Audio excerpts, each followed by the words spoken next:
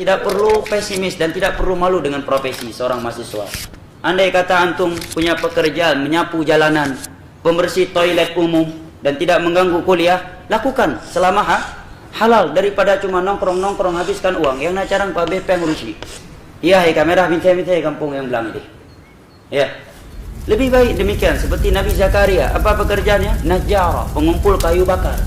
Beliau masuk hutan cari kayu-kayu bakar, kemudian beliau jual ke masyarakatnya. Hadis riwayat Imam Muslim dari Abu Sa'id Al-Khudri radhiyallahu anhu. Ya, kalau memang orang tua tidak mampu lagi membiayai dan akan memberatkan orang tua, sedangkan saudara sudah masuk tahun ke-8 dalam kuliah. Ya, mestinya cuma 4 tahun kan orang tua yang ngirim biaya. Ini udah 8 tahun masih di usia. Ya, dosen kai kalian le muka haji. Kadang sipa di orang merpa.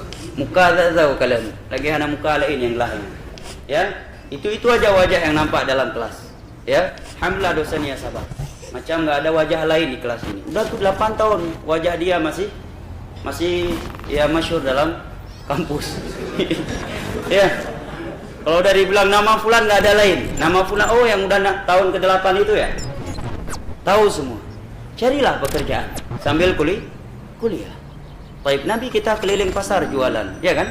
Beliau jualan di pasar Mekah, pasar Madinah. Selama halal, kenapa kita harus malu?